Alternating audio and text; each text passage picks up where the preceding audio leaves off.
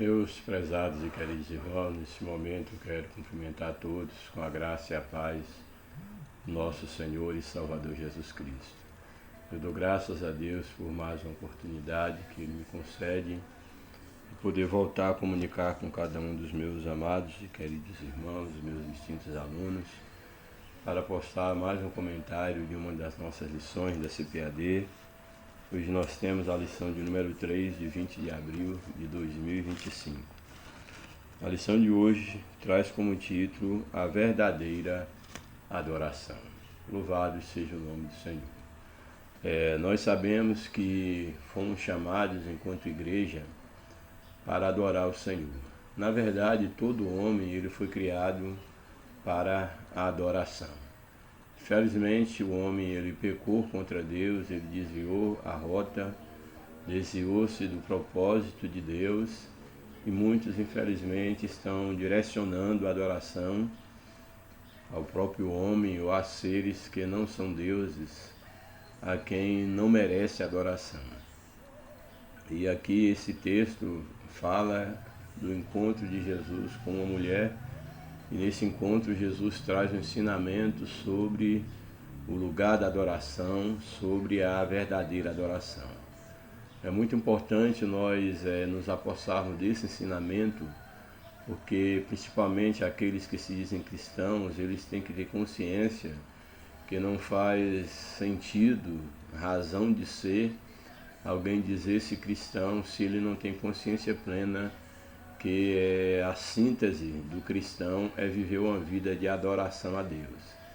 E a adoração a Deus, ela não se resume apenas ao louvor, a um momento específico da nossa reunião. Na verdade, a nossa vida, ela deve ser uma constante adoração ao Senhor.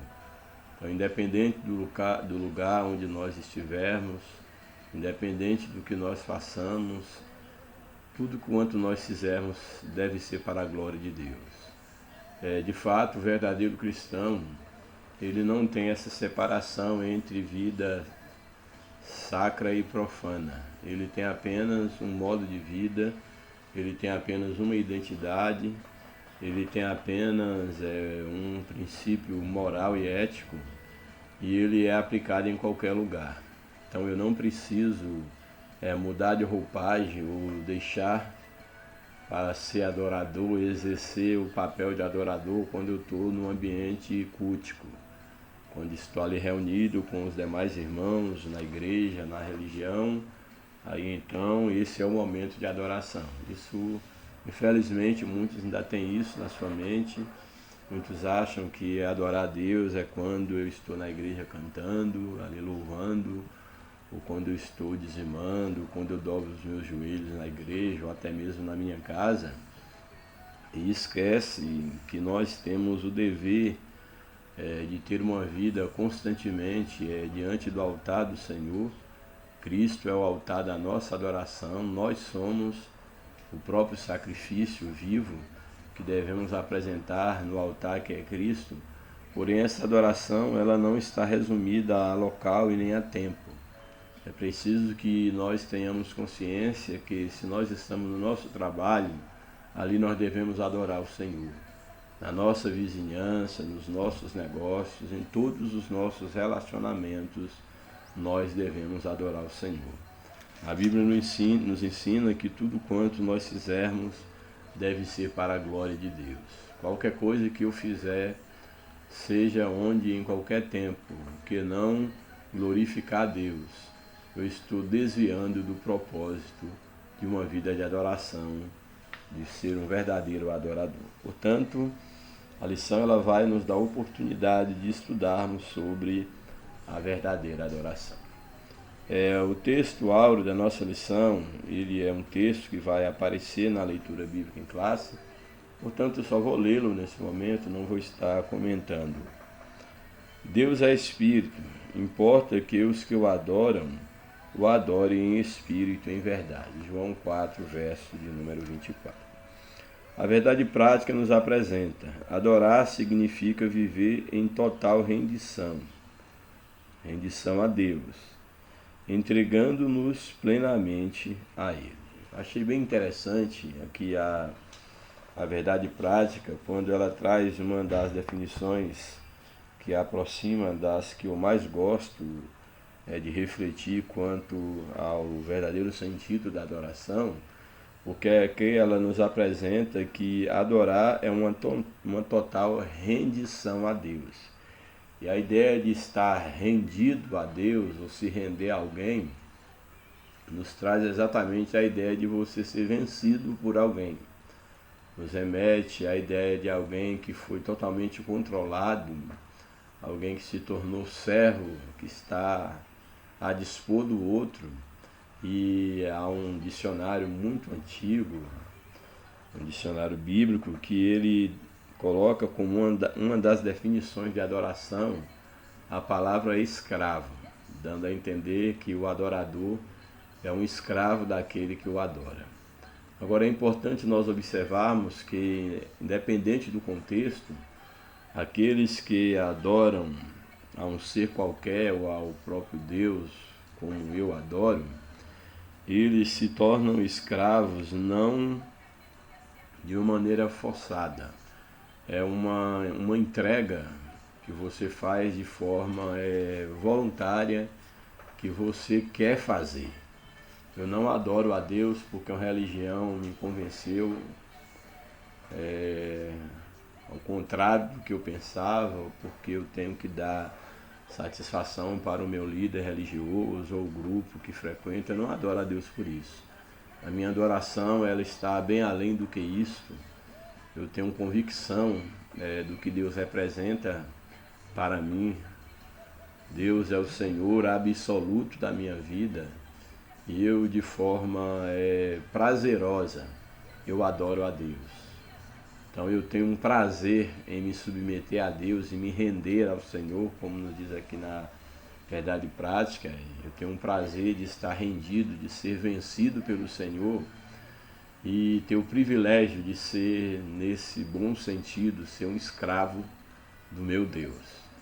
É importante porque nós temos um texto na Bíblia que diz que de quem o homem ele é vencido, ele se torna escravo. De quem o homem ou a quem o homem é rendido, de quem ou por quem ele é rendido, ele se torna escravo. E eu louvo a Deus porque no tocante à adoração e à minha vida, eu procuro vivê-la como uma forma de adoração ao Senhor. Não estou querendo dizer com isso que eu seja perfeito em hipótese nenhuma, pelo contrário. Quanto mais eu me aproximo de Deus, mais eu me sinto incapaz, mais consciência eu tenho de pecado, de que sou indigno diante do Senhor. Mas eu louvo a Deus porque eu me sinto um prisioneiro de Deus, um prisioneiro de Cristo, que apesar das minhas fraquezas, eu tenho um desejo muito ardente de fazer a vontade de Deus. É claro que não consigo, mas a cada dia eu sei que o Senhor está me vencendo, o meu velho homem está sendo vencido, a velha natureza está sendo levada à escrava pelo poder de Deus. Eu posso dizer que estou no caminho da adoração. Então é necessário que você reflita sobre isso. Quem é que está te vencendo? Se o Senhor está te vencendo, se você está sendo vencido pela palavra de Deus, pelo poder de Deus, pelo Espírito de Deus que deve habitar na vida do homem, que é quem convence o homem do pecado e da justiça e do juízo. Se você está sendo vencido pelo Senhor, você se torna um verdadeiro adorador, um escravo do Senhor. Porém, se você está sendo vencido pelo pecado, pelos vícios, pela religiosidade, pelo homem, pelas ideologias, sejam elas filosóficas, teológicas, não importa, ideológicas, não importa. É necessário que você tenha consciência de que você se torna escravo de quem você é vencido. Portanto, tenha muito cuidado, porque a verdadeira adoração e os verdadeiros adoradores são aqueles que estão sendo vencidos pelo Senhor. Louvado seja o nome do Senhor para sempre. Então aí essa é a síntese da verdade prática, que adorar é viver uma total rendição a Deus, entregando-nos plenamente a Ele. Louvado seja o nome do Senhor. A leitura bíblica em classe, aqui proposta pela lição, comentarista da lição, é no capítulo 4 do Evangelho segundo João, a partir do verso 5 até o verso 7, depois o verso 9, o verso 10, depois o verso 19 ao 24. Eu não vou fazer essa leitura cortada, separada, porque eu não gosto desse tipo de leitura. Eu prefiro fazer uma exposição ainda com a minha pouca capacidade, mas eu gosto de expor o texto dentro do seu contexto, sem estar tirando absolutamente nada. Portanto, eu quero ler aí o Evangelho de João, aí o capítulo 4, a partir do primeiro verso, até o mínimo aí do verso 24, que é o que a lição propõe, e se eu julgar necessário ler um pouco mais, eu estarei lendo. O propósito desse comentário e do meu canal não é fazer um mero comentário da lição, não que não seja necessário, mas é principalmente analisar o tema à luz do texto bíblico. Então eu diria que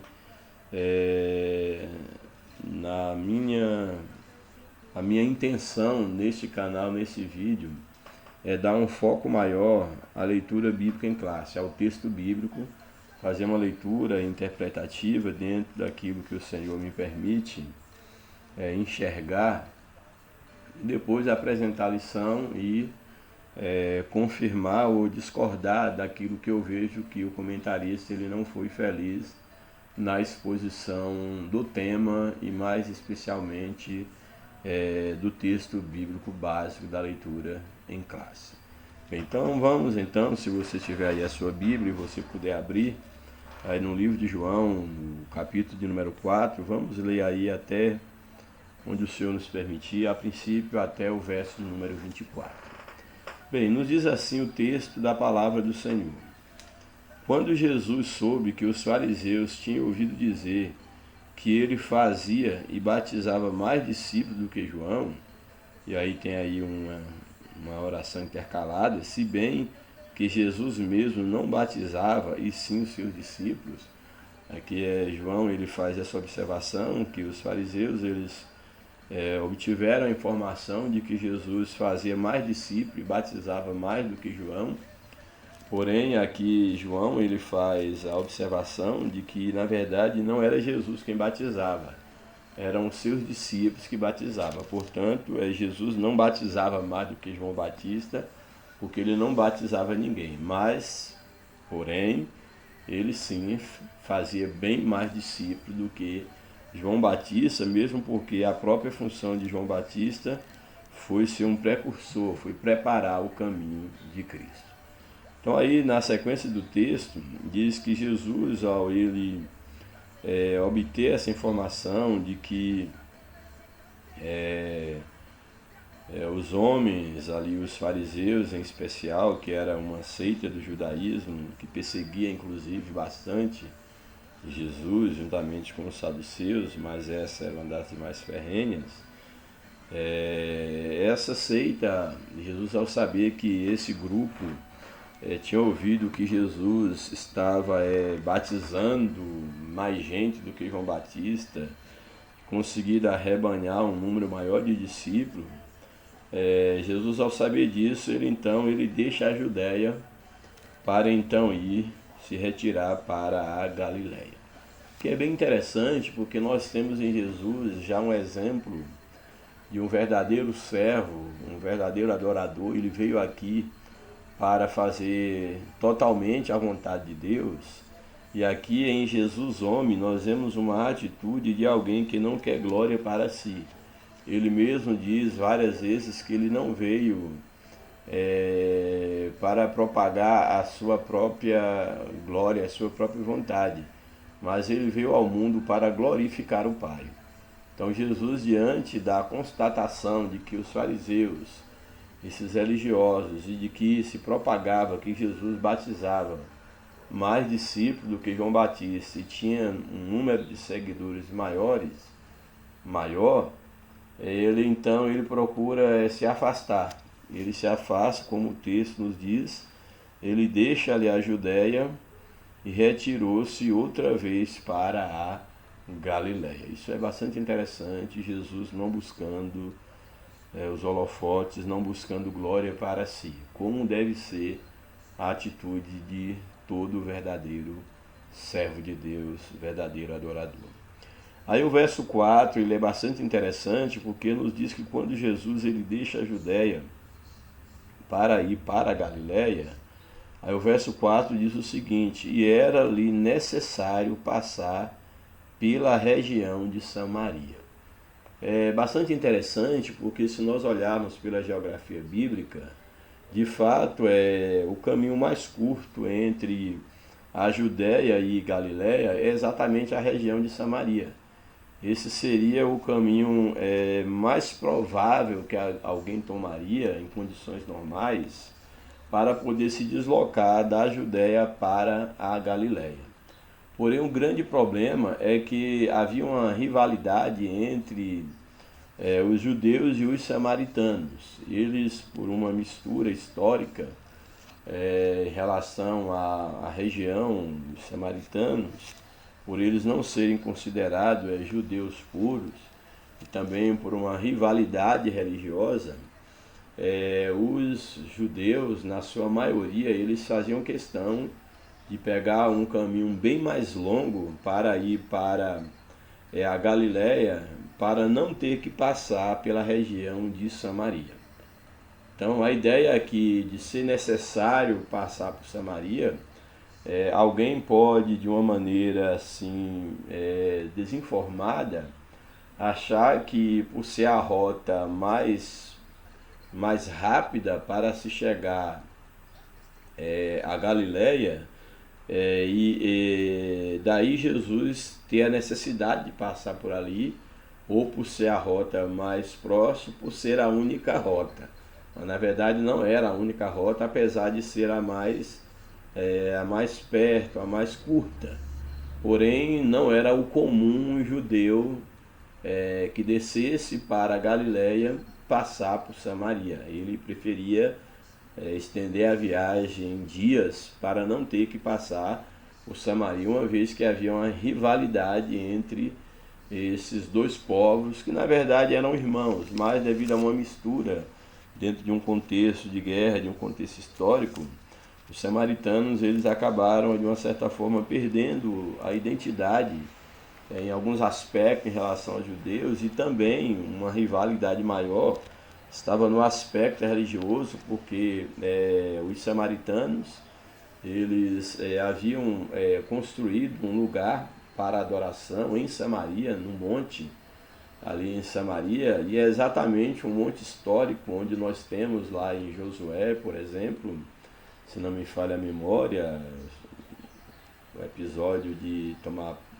posse da terra, onde é lançado bênçãos e maldições em dois montes ali estratégicos, um, vamos dizer, ao lado do outro. Quando eu falo ao lado, não quer dizer necessariamente perto, mas há um episódio onde ali os representantes das tribos de Israel, eles são colocados um do lado do monte, outro do outro lado, e ali bênçãos são lançadas e maldições, e as bênçãos são lançadas no monte Gerizim e as maldições no monte Ebal. E aquilo ali simbolizava que se o povo obedecesse à voz de Deus, aquelas bênçãos que foram lançadas no monte Gerizim haveriam de recair sobre o povo seria abençoado se eles obedecessem à voz de Deus. Se eles desobedecessem, as maldições que foram lançadas sobre o monte Ebal,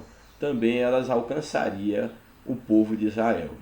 E aí os samaritanos, dentro já de um contexto de cativeiro, de rivalidade, de Israel ser entregue na mão dos seus inimigos, nós temos então que os samaritanos eles constroem um lugar de adoração exatamente no Monte Gerizim, que ficava exatamente na região de Samaria.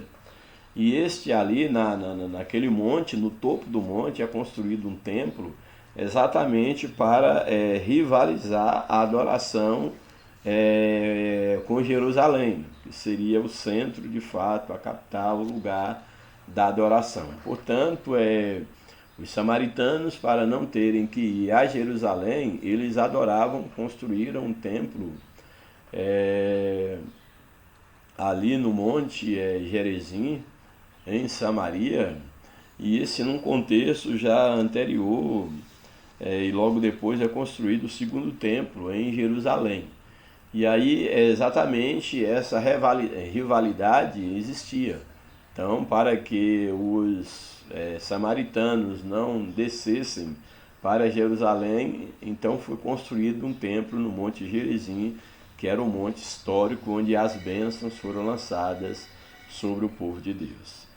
Então, voltando ao texto, quando Jesus disse que era necessário ele passar, o João diz que era necessário Jesus passar por Samaria, nós não podemos aqui interpretar essa necessidade como sendo uma única opção, uma mera questão geográfica, e Jesus tinha que passar por ali porque ele estava apressado, ou porque não tinha outra opção, porque não era costume um judeu que descia para a Galiléia, vindo da Judéia, ele passar por Samaria. Porém, a ideia do texto, quando diz que era-lhe necessário passar pela região de Samaria, isso nos fala de um propósito divino na vida de Jesus. Jesus, era necessário que ele passasse em Samaria, não por uma conveniência material, por alguma necessidade específica, que alguém também pode alencar isso, não, ter que comprar alimento, alguma coisa dessa natureza.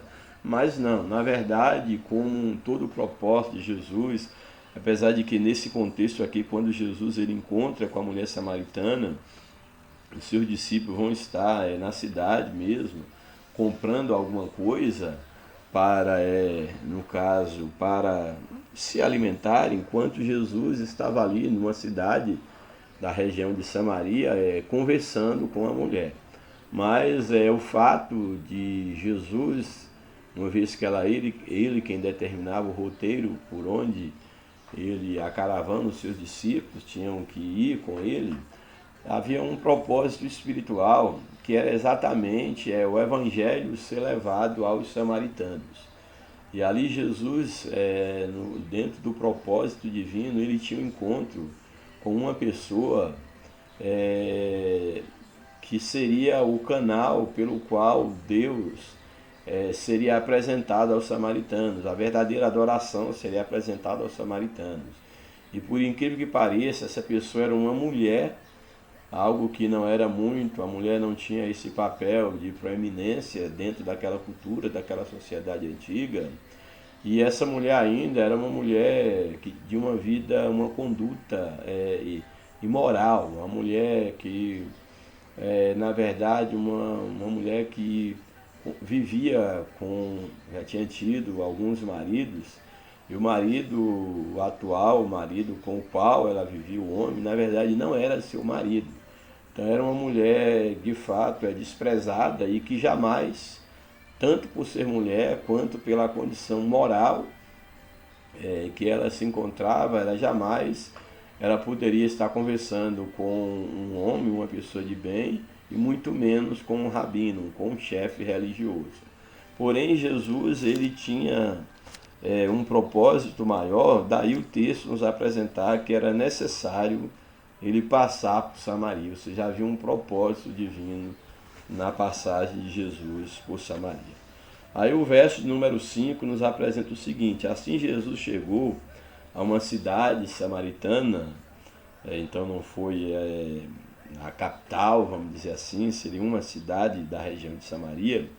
Ele chegou então a uma cidade chamada Sicar, perto das terras que Jacó tinha dado a seu filho José. Então essa é a cidade de Sicar, ali perto das terras que José havia dado a Jacó. E naquela terra, lá em Sicar, ficava o famoso, conhecido Poço de Jacó. E é bem interessante essas descrições, porque estava exatamente, era uma cidade, o Monte Gerizim, fazia parte da região de Samaria, e ali ficava o famoso poço de Jacó, que Jacó havia dado ao seu filho primogênito José. Então aqui o texto diz que Jesus chegou então a Sicar, perto ali das terras que tinha dado a seu filho Jacó, e ali em Sicar ficava o poço de Jacó. E cansado da viagem, o texto prossegue, Jesus sentou-se junto ao poço. E o horário que Jesus sentou ali, já cansado da viagem, uma vez Jesus era homem como qualquer um outro homem, sujeito ao cansaço, à fadiga da viagem, e lembrando que a viagem naquela época, naquele tempo, era uma viagem bastante difícil. Diz que então ele, cansado da viagem, ele sentou junto ao poço de Jacó, e o horário era por volta do meio-dia. Então, meio-dia, imagine um lugar super quente, e Jesus ali então sentado à beira daquele poço, com sede, e na providência divina, estando ali para ter um encontro com essa mulher. Aí o verso 7 diz o seguinte, que nisso veio, e é bom deixar claro que a mulher não sabia de nada disso, mas havia uma providência divina para aquele encontro. O verso 7, nisso veio uma mulher samaritana tirar água. Então Jesus disse àquela mulher, veio uma mulher samaritana, e Jesus então, ele dirige àquela mulher algo que era impensável para um mestre, um rabi, um religioso estar fazendo, conversando com a mulher, e muito menos a situação que aquela mulher ela se encontrava, que logo vai ficar bem exposto aqui. Então Jesus ele disse àquela mulher aí no verso 7, dê-me um pouco de água. Jesus pede então água para aquela mulher. Aí o verso 8, pois os seus discípulos tinham ido à cidade comprar alimentos. Então a mulher samaritana perguntou a Jesus. Então Jesus pede água. Aqui o texto já deixa claro que os seus discípulos não estavam ali, foram comprar alimentos, certamente estava no momento de fazer a alimentação e também alimentos para a viagem. Certo é que Jesus estava sozinho ali, então chega aquela mulher, um horário muito impróprio, certamente não era o horário que as mulheres escolhiam para ir buscar água, porque era um horário muito quente, um horário inapropriado, e certamente essa mulher foi nesse horário exatamente porque ela era uma mulher indigna dentro daquela sociedade pela sua condição moral. Ela vai exatamente no momento onde não teria ninguém naquele poço. Mas, para surpresa da mulher, lá está um homem, está um mestre, e ele é judeu. Então Jesus então pede à mulher, dê-me um pouco de água. E aí o texto, aí o verso 8, vai explicar que os seus discípulos não estavam ali, tinham ido à cidade comprar alimento. O verso 9, então a mulher samaritana perguntou a Jesus. Ela pergunta a Jesus, e é uma pergunta retórica, que a resposta ela já está embutida na própria pergunta. A mulher então pergunta a Jesus, como sendo o Senhor um judeu, pede água a mim, que sou uma mulher samaritana? Esse é o questionamento daquela mulher a Jesus. Olha, você é um judeu, eu sou uma samaritana, como é que você vem me pedir água? Então essa era a pergunta da mulher para Jesus. É interessante que certamente havia alguma coisa que identificava ou diferenciava um samaritano de um judeu, certamente havia, porque essa mulher ela percebe que Jesus era um judeu. E ela então lhe faz essa pergunta retórica, mas como você sendo um judeu está conversando comigo me pedindo água, uma vez que judeus e samaritanos não conversam entre si? Ela disse, isso porque os judeus, e ela mesma explica, o próprio texto está explicando, aqui o João ele vai explicar. Após ele trazer aqui a pergunta da mulher a Jesus, aí, ele traz a explicação. Ela disse ela disse isso porque os judeus não se dão com os samaritanos. Então João aqui está dizendo que a mulher ela faz essa pergunta a Jesus porque judeus e samaritanos não se davam bem. Então por isso a pergunta da mulher. O próprio João já explicando aqui o porquê, já nos interpretando, fazendo uma exegese, uma interpretação do próprio texto. Aí o verso 10, Jesus respondeu. É bem interessante a resposta que Jesus dá a essa mulher do porquê ele está lhe pedindo água. Jesus respondeu: se você conhecesse o dom de Deus e quem é que ele está pedindo água para beber, você pediria e ele lhe daria a água viva. Esse texto, esse verso, é de uma profundidade que vai além da nossa imaginação. Porque nós temos aqui que a mulher estava diante de alguém que é a própria água da vida. Jesus é um dos símbolos de Jesus na Bíblia, é que ele é a água da vida. E de repente essa mulher está tendo a felicidade de ter um encontro com a água da vida, e a água da vida está pedindo água física para essa mulher. Porém, ela não sabia que estava diante da água da vida. Então Jesus, ele vai e leva a mulher a essa reflexão. Olha, se você conhecesse o dom de Deus e quem é que ele está pedindo água para beber, você pediria e ele lhe daria a água da vida. Aqui nós temos uma série de ensinamentos, de doutrinas bíblicas. Dentre elas, aqui eu destaco que quando Jesus ele diz, se você conhecesse o dom de Deus. Quem é o dom de Deus? O dom de Deus é o próprio Jesus.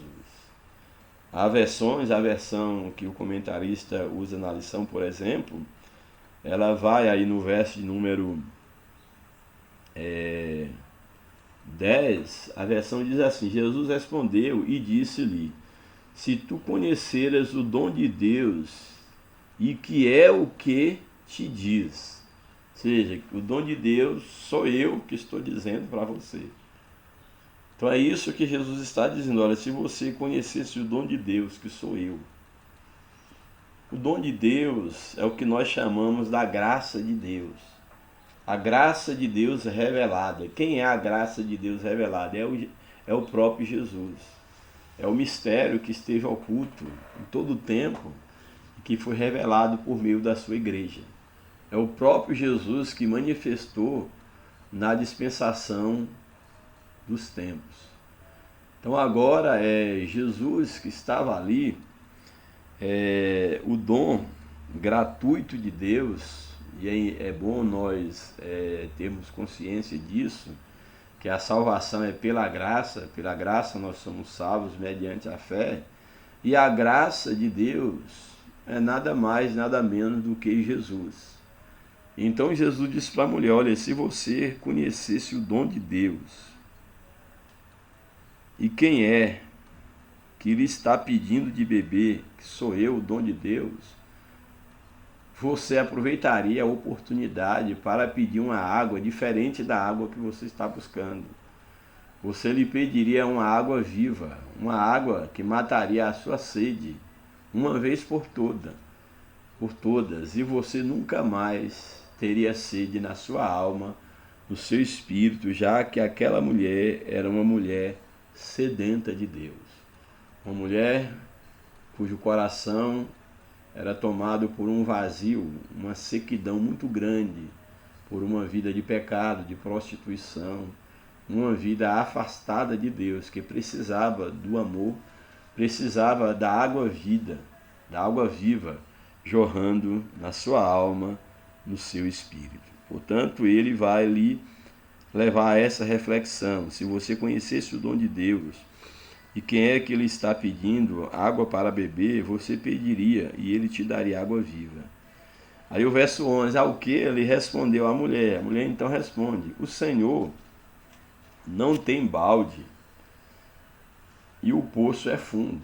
como é que o Senhor irá me dar água se o Senhor nem um balde tem, não vejo nenhuma corda, e o poço é muito fundo, como é que o Senhor pode me dar água? Até então, os olhos espirituais dessa mulher ainda não haviam sido abertos. Ela pensava que Jesus estava falando de uma água física, porém não era esse tipo de água que Jesus estava falando. E ela prossegue: de onde vai conseguir essa água viva? Bem interessante. Aí o verso 12. Por acaso o Senhor é maior do que o pai Jacó, que Jesus estava ali no poço de Jacó, e Jacó havia cavado aquele poço, e o pai Jacó aqui é o pai das tribos de Israel, e aí mais um motivo para os samaritanos terem aquele lugar como um lugar sagrado, um lugar da adoração. Então ela pergunta, olha, por acaso, verso 12, por acaso o Senhor é maior do que Jacó, o nosso pai, que nos deu o poço, do qual ele mesmo bebeu, assim como seus filhos e o seu gado? Ou seja, estamos aqui num lugar histórico, onde o próprio Jacó, pai da nação de Israel, ele quem nos deu esse poço, ele quem cavou esse poço, e ele bebeu desse poço. Não é qualquer pessoa, é um dos patriarcas. Ele bebeu desse poço, ele deu dessa água aos seus filhos e ao seu gado. E tu, porventura, é maior do que o nosso grande pai Jacó? Ela pergunta a Jesus. E aí o verso 3 é bastante interessante. Jesus respondeu: quem beber desta água, do poço ali do pai Jacó, do patriarca Jacó, Jesus diz, olha, quem beber desta água voltará a ter sede, essa água física. Você terá que vir aqui outras vezes durante toda a sua vida para beber, buscar dessa água novamente, porque essa água não é uma água viva, não é uma água que quando você toma, você não precisa mais voltar a beber. Então Jesus diz, olha, quem beber dessa água voltará a ter sede, mas aquele que beber da água que eu lhe der, nunca mais terá sede.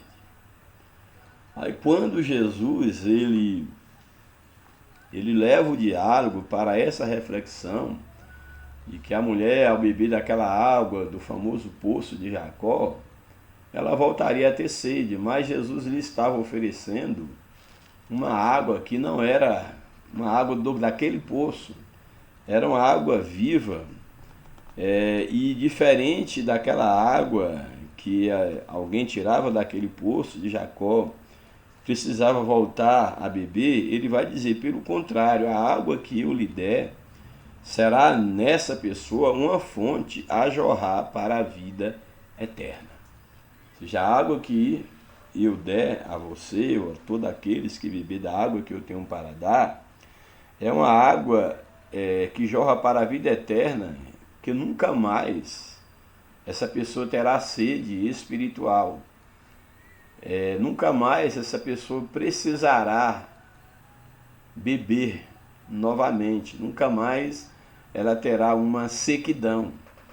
Até então a mulher, talvez ela pense, ou com certeza ela pensasse que seria uma água que ela tomaria e não precisaria mais voltar àquele poço, àquele horário tão difícil. E ela, é claro, se interessa por aquela água, mas até então ela não tem noção do que há de ser revelado para ela. E ela, é claro, ela se interessa por essa água que ela beberia e não precisaria mais beber, porque dentro dela essa água se transformaria, jorraria constantemente, ela teria uma fonte dentro de si mesma, então não precisaria mais ir ao poço de Jacó. E a mulher então lhe diz no verso 15, Senhor, quero que me dê dessa água para que eu não mais tenha sede e nem precise vir aqui buscá-la. Aí a mulher, ela se interessa por essa água, porque ela não quer ter mais sede, viver sem sede, e não precisar mais ir buscar aquela água. Diante da proposta de Jesus, o que me chama muita atenção é que parece que agora, a essa altura, na mente da mulher, no seu coração, o poço de Jacó já não é tão mais importante assim. É como se agora ela esquecesse do valor daquele poço, do significado daquele poço para Samaria, para Israel, de modo geral, podemos dizer assim, e ela esquece do poço e diz: olha, me dê dessa água para que eu não precise vir mais aqui nesse poço. Antes era o poço ali do pai Jacó, o grande. Agora não, ela diz: me dá dessa água para que eu não precise vir mais aqui neste poço. E aí o verso de número 16 diz: Jesus disse. Aí Jesus, ele começa de fato a desenvolver o verdadeiro projeto de Deus para aquela mulher, mostrar de fato porque era necessário ele passar por Samaria. Não era pela simples questão de beber água ou de seus discípulos terem que comprar alimento. Era uma missão especial de uma pessoa que precisava de uma água diferente e de uma cidade, todo um povo que precisava ouvir sobre Deus. Então, olha o que nos diz aqui a sequência do texto. Jesus então disse no verso 16: vá, chame o seu marido e volte aqui. Vá lá chamar o seu marido, depois você volta aqui para você tomar da água. É claro que era uma maneira de Jesus começar a travar um diálogo com aquela mulher e lhe abrir o entendimento, os olhos espirituais. Ao que a mulher respondeu, no verso 17: não tenho marido. Então Jesus disse: você tem razão ao dizer que não tem marido. Aí Jesus faz essa afirmação para essa mulher, sendo que é a primeira vez que ele encontra com essa mulher. Certamente isso já traz um impacto no coração da mulher. Mas Jesus não para por aí. Ele prossegue dizendo: porque já teve 5 maridos, ou já conviveu com 5 homens. E esse que agora tem não é seu marido. O que você disse é verdade. Ou seja, aqui o contexto dá a entender que aquela mulher, ela já tinha convivido com 5 homens diferentes e nenhum era seu marido. Certamente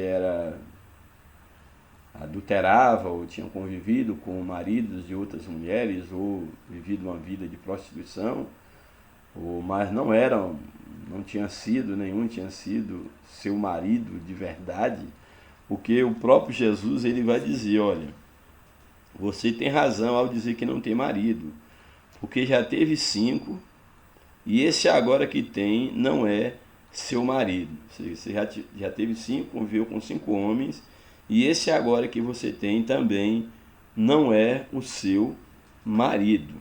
Então o que você disse é verdade. Verso 19.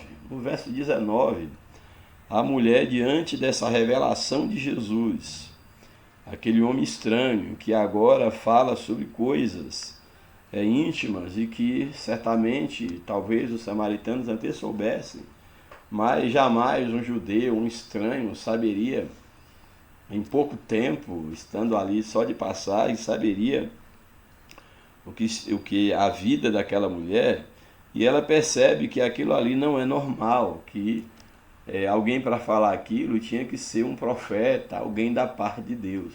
Então qual vai ser a reação da mulher? A mulher então lhe disse: agora eu sei que o Senhor é um profeta. Olha, eu sei que o Senhor é um profeta, porque o Senhor não poderia dizer isso se não fosse da parte de Deus. Agora eu sei que o Senhor é um profeta. E é interessante que a ideia do profeta, dentro desse contexto, remetia a alguém que falava da parte de Deus, alguém que era a boca de Deus falando com o povo. Então ela diz: agora eu sei que o Senhor é um profeta. Nossos pais, aí ela começa a travar um discurso teológico com Jesus. Bem interessante o nível da conversa que essa mulher tem com Jesus a partir de então, e como Jesus ele se volta para trazer um ensinamento bíblico, uma doutrina que não se viu apenas para aquela mulher, os habitantes de Samaria, mas que serve para nós até hoje. Aqui há uma doutrina, de fato, bíblica, sendo ensinada nesse diálogo de Jesus com a mulher. Então ela diz, olha, nossos pais adoraram nesse monte, aqui no Monte Gerizim, mas vocês, judeus, dizem que em Jerusalém é o lugar que se deve adorar. Os nossos pais adoraram aqui foi construído o templo no Monte Gerizim, aqui foi o lugar da bênção.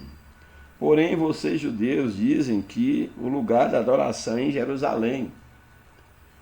E diante dessa questão, quem é que está certo? Qual é o lugar da adoração? É aqui, nesse monte Gerizim, ou é lá em Jerusalém? Qual é, afinal de contas, o lugar da adoração? Esse é o questionamento que a mulher ela faz a Jesus. Onde é que deve adorar? E Jesus lhe respondeu, mulher, isso é bem interessante, mulher, acredite no que eu digo. Vem a hora em que nem neste monte, nem em Jerusalém vocês adorarão o Pai.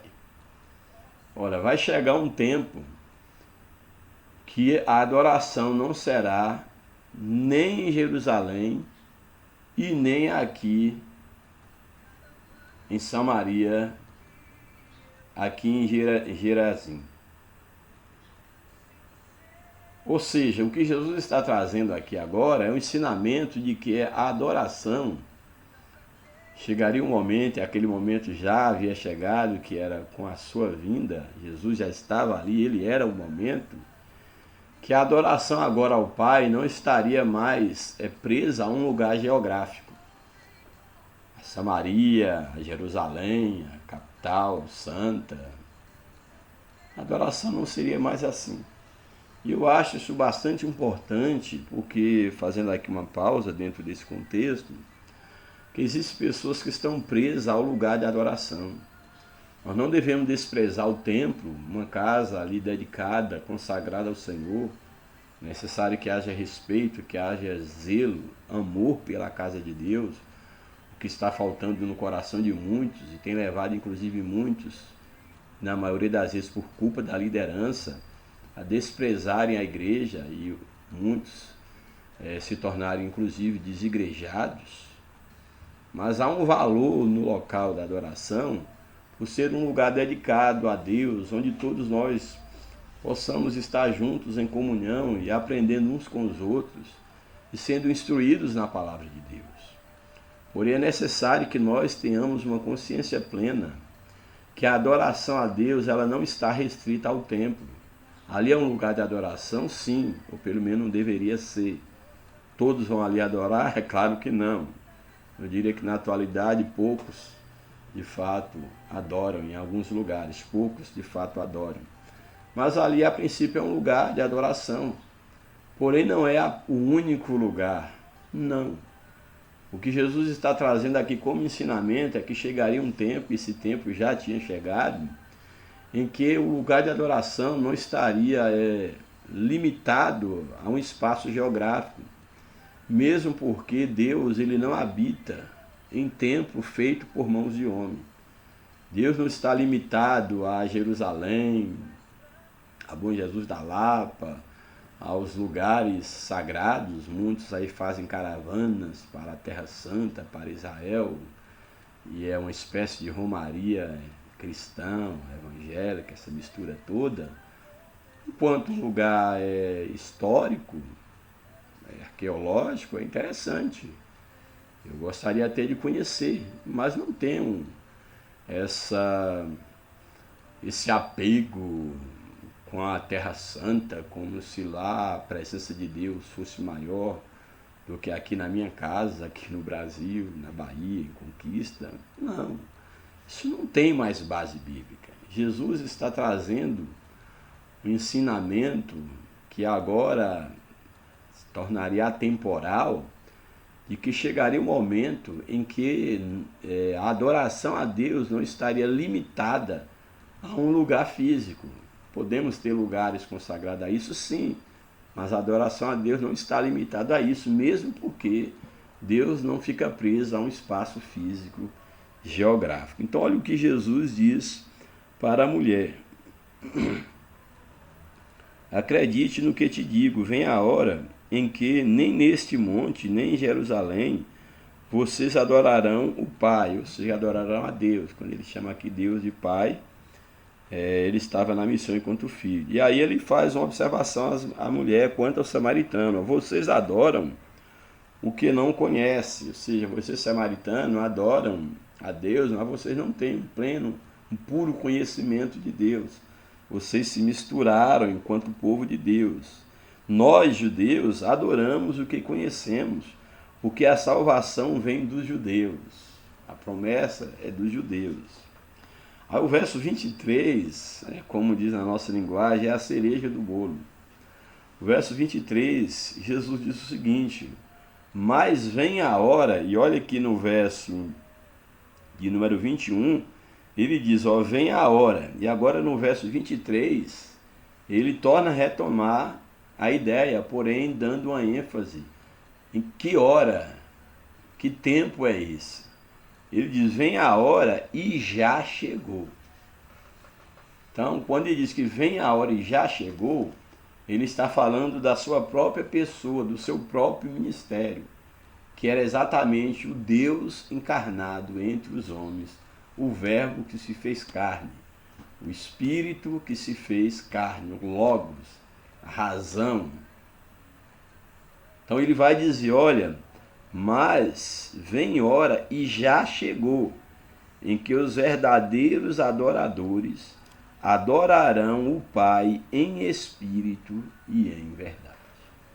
Ou seja, o que Jesus está trazendo aqui é um novo ensinamento de que a adoração a Deus, ela não deve se resumir ou não se resume ao aspecto físico, ao local geográfico, a uma oferta de um animal, ou a um dízimo, ou a uma caridade, ou alguma coisa que você pode dar para a religião, para o grupo ao qual você pertence, ou algum tipo de sacrifício que você possa fazer para merecer a graça de Deus. Então Jesus está trazendo o ensinamento que a partir de então, a adoração a Deus, ela era em espírito. E essa adoração em espírito, que aqui fala do próprio Deus, que é o Espírito e estava ali encarnado, Jesus encarnado, e essa adoração seria a adoração verdadeira. Então, a adoração de verdade é aquela feita em espírito. Ou seja, ainda que você esteja nessa matéria, você tem que saber que não é o teu corpo, não é o tom da tua voz, não são os seus dotes, a sua capacidade intelectual que vai impressionar Deus, que vai fazer com que o coração de Deus se volte para você. Não é isso. O que Jesus está dizendo aqui, ele está trazendo um novo ensinamento, um novo modelo de adoração, que é exatamente o que a lição nos apresenta, a verdadeira adoração, que é em espírito e em verdade. Então, olha na sequência o que Jesus ele está dizendo. Vem a hora e já chegou em que os verdadeiros adoradores adorarão o Pai em espírito e em verdade, porque são esses que o Pai procura para seus adoradores. Ou seja, Deus está à procura de pessoas que o adorem em espírito e em verdade, e não apenas da boca para fora, como muitos o fazem. O Senhor falou, certo tempo, por boca de um profeta, que aquele povo honrava apenas com os lábios. E não é diferente na atualidade. Muitos estão entrando e saindo das igrejas, frequentando religiões e mais religiões, mas não conhecem a Deus. Talvez seja por isso, inclusive, o desprezo pela casa de Deus, ou o radicalismo em achar que o local sagrado é o suficiente, quando na verdade Deus procura quem o adora em espírito e em verdade. E por que Deus procura esses adoradores? Jesus já vai colocar na sequência quando ele diz o seguinte: olha, Deus é espírito. Deus não é esse poço, não é esse monte, não é um monte em Jerusalém, não é um monte aqui em Samaria. Deus, ele é espírito. Ou seja, Deus não está limitado a um templo, a um local, a uma região. Deus, ele é espírito. E é interessante que dentro desse contexto, do contexto grego, por exemplo, uma das definições para a palavra razão, é exatamente espírito, é uma das definições para mente, para razão, para logos. É exatamente um dos sentidos do logos, é exatamente o espírito, a alma, a mente.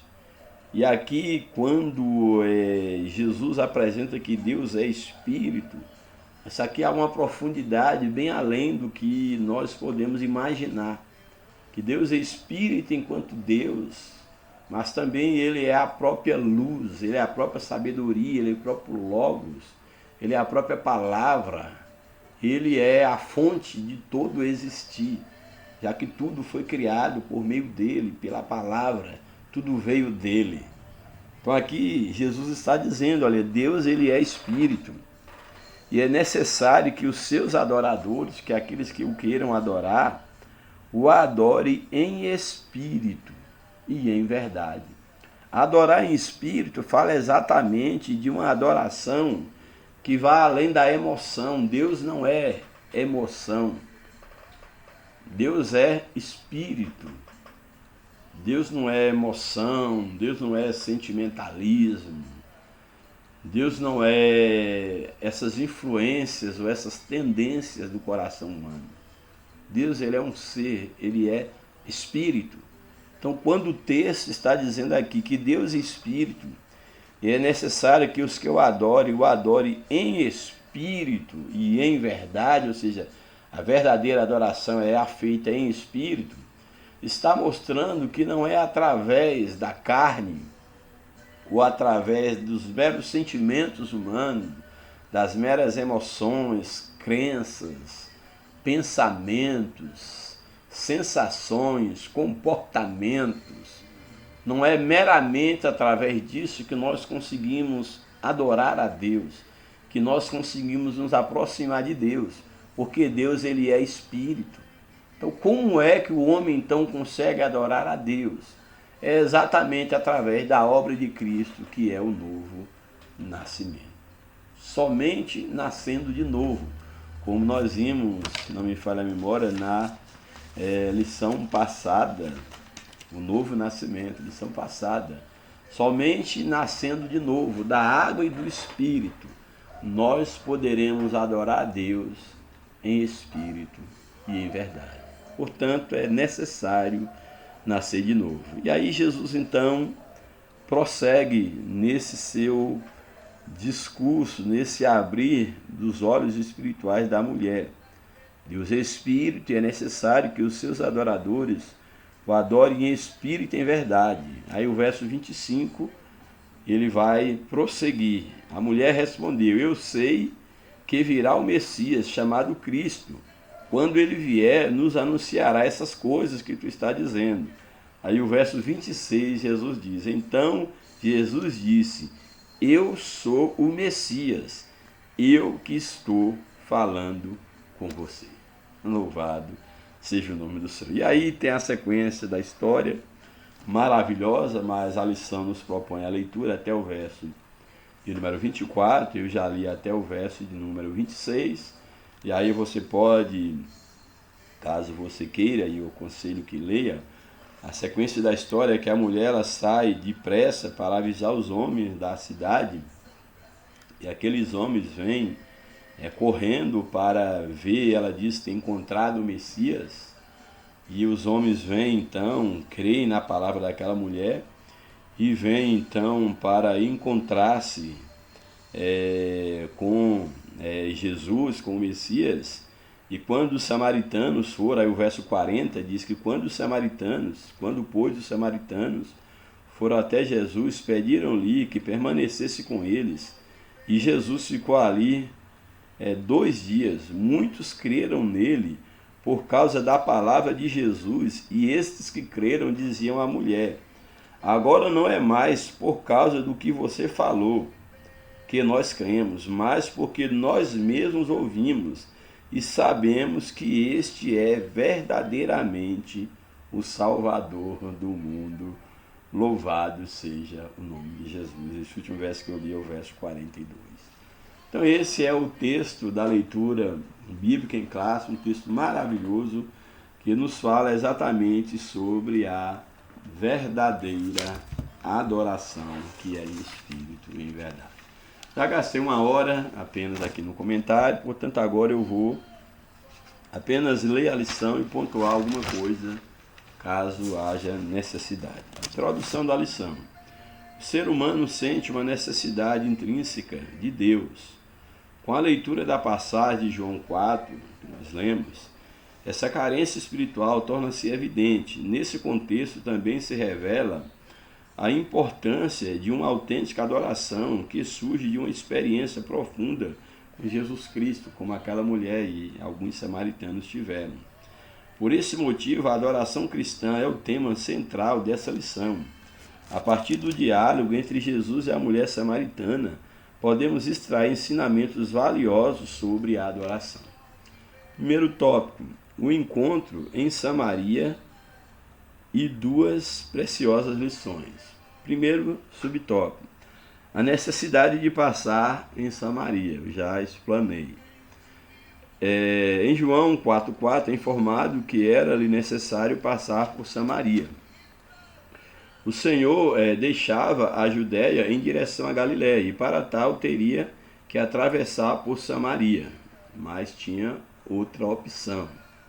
Apesar de evitar entrar nessa cidade devido à tensão racial entre judeus e samaritanos, havia uma missão ainda mais urgente: o encontro com a mulher samaritana em Sicar, junto à fonte de Jacó. Durante essa conversa, Jesus abordou o assunto sobre o local adequado para adorar a Deus. Seria em Samaria ou em Jerusalém? Nesse diálogo, nosso Senhor ensinou 2 importantes lições para essa mulher. Aí o subtópico 2. A primeira lição: a necessidade do ser humano. O encontro de Jesus e a mulher samaritana não foi um simples acaso. Ele encontrava-se sentado à beira da fonte de Jacó na hora sexta, ou seja, ao meio-dia, durante o calor do meio-dia. A mulher samaritana dirigiu-se à fonte para recolher água, momento em que se encontrou com Jesus e ouviu um pedido do mestre: dá-me de beber. Em resposta ao pedido de Jesus, ela iniciou uma conversa com o divino mestre, até que esse lhe propôs uma água que se tornaria nela uma fonte de água a jorrar para a vida eterna. O que o nosso Senhor ofereceu à mulher samaritana era um tipo de água capaz de transformar toda a sua existência. Aqui encontramos a primeira lição valiosa. Qual é essa lição? Toda pessoa necessita de Deus, que é a necessidade do ser humano, que é esse segundo subtópico. Toda pessoa necessita de Deus e por isso devemos aproveitar cada oportunidade para partilhar essa água viva. Aqui é interessante que nós temos aqui uma lição para nós enquanto cristãos, de que todas as pessoas necessitam de Deus. E nós não devemos estar escolhendo as pessoas a quem alcançar com a palavra de Deus. Jesus, ele tinha necessidade de passar por Samaria não por uma questão física, mas por uma questão espiritual. Porque ali tinha uma mulher, ali tinha um povo que necessitava de salvação. Daí Jesus ter passado ali para falar-lhes do amor de Deus. Uma outra lição que nós aprendemos é sobre o lugar de adoração a Deus. Nós aprendemos já aqui, já explanei. Dando seguimento à conversa com Jesus, a mulher samaritana questiona sobre onde deveria ocorrer a verdadeira adoração, se em Jerusalém ou no Monte Gerizim. Nesse diálogo, a samaritana procura entender o local apropriado para adorar a Deus. Em resposta à sua indagação, nosso Senhor revela uma nova forma de culto, um novo lugar. Esta adoração não seria exclusiva dos judeus e nem dos samaritanos. Nem Jerusalém, nem Samaria. Não seria de um povo exclusivo. A adoração seria para todos em todos os lugares do mundo. Essa é a nova lição. Esse é o lugar de adoração. Em qualquer lugar você pode adorar a Deus. Na realidade, o verdadeiro culto dirigido a Deus não deve ser feito ao Pai. Na realidade, o verdadeiro culto dirigido a Deus deve ser feito ao Pai, em espírito e em verdade. Aqui encontramos uma segunda lição valiosa. O autêntico culto de adoração a Deus, que satisfaz as necessidades humanas, não se limita a um lugar específico, mas reside no mais profundo do ser humano, em espírito e em verdade. Que eu acho bem interessante a colocação do autor, o lugar do culto se encontra no mais íntimo do ser humano, porque a obra do novo nascimento do homem começa no seu espírito. E é do seu espírito que o homem deve adorar a Deus, e essa adoração invadir a sua alma e expressar-se através do seu corpo. Ou seja, todo o nosso ser deve adorar a Deus de dentro para fora, e não está limitado a um lugar físico. Segundo tópico da lição, o ensino de Jesus a respeito da verdadeira adoração. Primeiro subtópico, a adoração. Ao afirmar que ofereceria água viva aos que têm sede, Jesus referia-se a uma vivência espiritual que se daria no interior de cada indivíduo, como já falei. A água que eu lhe der se tornará nele uma fonte de água que jorra para a vida eterna. Assim, à luz das suas palavras, das palavras de Jesus neste capítulo, a verdadeira adoração a Deus não está mais ligada a um local específico, como Jerusalém ou Samaria. A presença de Deus já não se restringe a uma determinada geografia, mas está presente em todos os lugares onde existem adoradores sinceros. Louvado seja Deus. Mais do que uma adoração formal e ritualística, a autêntica adoração possui essencialmente um caráter espiritual. A autêntica adoração vai bem além de um ritual, de um gesto ritualístico. Ela tem um caráter espiritual. Deus é espírito, e é necessário que os que o adorem em espírito e em verdade. Jesus, subtópico 2, Jesus é a verdadeira adoração. Ele é o altar da nossa adoração, e nós somos a oferta. Ao questionar Jesus sobre o local da adoração, a mulher samaritana teve uma revelação que lhe permitiu entender os ensinamentos de Jesus sobre a verdadeira adoração. O Senhor Jesus é, por si só, a base para essa adoração genuína. Jesus é a base da nossa adoração a Deus. É pertinente ilustrar esta verdade ao lembrarmos do Calvário e do sepulcro vazio, onde após a sua morte, a obra realizada tornou-se a razão fundamental para a adoração de todos os cristãos. A nossa adoração não está com base em Jerusalém, nem no túmulo vazio. Esses lugares são importantes quanto histórico, mas é o resultado, é aquele que ali foi morto, aquele que foi sepultado e aquele que ressuscitou. É nele que está a nossa esperança e é nele que devemos adorar. Embora os locais físicos, como o Calvário, a sepultura vazia, possam não ter grande significado por si mesmo, a lembrança da obra realizada nesses lugares, a lembrança é o que ali foi realizado, ultrapassa qualquer noção geográfica. O impacto dessa obra abrange todos, não importando o lugar de onde se encontre. Sempre que participamos da ceia do Senhor, essa memória permanece viva em nós, independente da nossa localização. Ou seja, a obra que Cristo conquistou no Calvário e ter vencido a morte e deixado o sepulcro vazio. O resultado, a obra dele, é o que mais interessa, que nos coloca em condição de adorá-lo em qualquer lugar onde nós estivermos. Último tópico, tópico 3. A adoração bíblica. Primeiro subtópico, conceito bíblico de adoração. Na língua hebraica existe uma expressão chamada Kristarvá, que transmite a ideia de manifestar um temor reverente, que é a ideia da adoração, a ideia de mostrar um temor reverente, uma admiração, um respeito característica da adoração. Portanto, essa palavra Kristarvá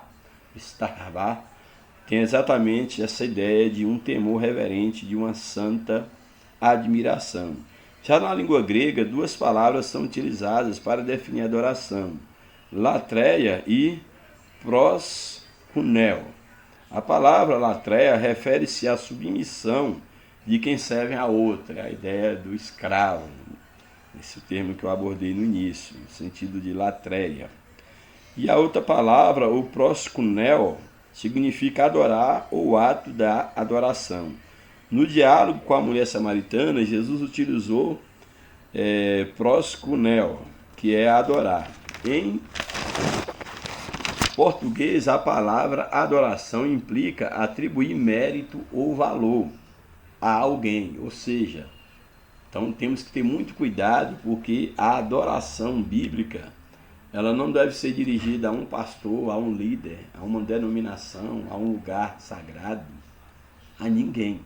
O único ser que merece adoração é exatamente Deus. Isso é muito sério. Quando usamos aqui que em língua portuguesa a palavra adoração significa atribuir mérito ou valor a alguém, temos que ter muito cuidado quem nós estamos honrando, tomando ou dando à pessoa um lugar que somente a Deus pertence. Na verdade, eu creio e defendo que o culto deveria ser única e exclusivamente para Deus. Esse negócio de culto para o homem, para um aniversariante, ou um culto para isso, para aquilo.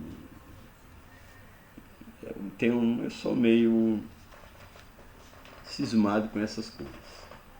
Aí agora já tem as cores do culto, o culto dessa cor, o culto daquela cor. Eu acho isso meio perigoso, porque o culto, todo culto é para Deus. Não existe outro centro do nosso culto. Não é culto destinado... é um culto a Deus, mas é um culto para os pais, para as mulheres, para os homens. É um culto rosa, um culto azul, seja lá. Isso não tem base bíblica, não tem base bíblica. Culto somente para Deus. A ideia de títulos de culto, mesmo que queira dizer um culto dirigido pelas mulheres, pelos homens, mas culto dos homens, culto das mulheres, culto azul, culto vermelho, rosa. Irmãos, menos. Eu não consigo digerir esses adjetivos. Culto, para mim, é culto. Culto só para Deus, sem mais nenhum adjetivo. Culto a Deus. Não precisa nem falar nada. É culto. Já sabe que é apenas para Deus, independente de quem for oferecer. Também eu tenho lá minhas reservas, porque eu culto por um grupo, e aí outro grupo quase que excluído, mesmo que indiretamente, porque aquele culto é feito por um grupo específico. Nós somos um povo só, e todo o nosso culto deveria envolver todo o corpo de Cristo. Assim eu creio. Subtópico, aí o finalzinho diz: em suma, adorar a Deus significa essencialmente reconhecê-lo, render e exaltá-lo por tudo o que ele é e faz. Subtópico 2, adoração como um ato de rendição a Deus. O conceito fundamental da palavra adorar proskuneo, o Novo Testamento remete originalmente à noção de beijar, associada a um ato de dobrar os joelhos e prostrar-se com a testa no solo ou sobre os pés da pessoa a quem se está submisso. Beijar os pés de alguém seria um gesto de adoração. O episódio da mulher pecadora ilustra bem esse significado. A mulher que beija os pés de Jesus, chora, beija os pés, enxuga com os seus cabelos. Unge os pés de Jesus, enxuga com os seus cabelos. É a ideia da adoração. Nos ensina a reconhecer a própria inferioridade e também a superioridade daquele que estamos dispostos a servir plenamente. Louvado seja Deus. Penúltimo tópico, subtópico 3. Adoração como um ato de serviço a Deus. O serviço a Deus está profundamente associado à adoração. Então, servir a Deus é adorar a Deus. Nosso serviço também é um ato de adoração. Esse é um ato espontâneo que demonstra o nosso reconhecimento da soberania de Deus sobre tudo. Assim, o serviço que prestamos a Ele, ou seja, cumprir seus propósitos para nós, exige uma entrega total de nossa vida como um sacrifício vivo ao Senhor, de tal forma que não podemos servir a dois senhores, mas somente a um. Então, nosso serviço, nossa adoração somente a Deus. Trata-se de uma entrega completa a Deus através da nossa existência. Por fim, o último tópico. Uma experiência interior de adoração. Sentimos uma necessidade profunda de adorar a Deus, conforme é lembrado no Salmo 42. A minha alma, no verdadeiro cristão, a minha alma tem sede de Deus, o Deus vivo.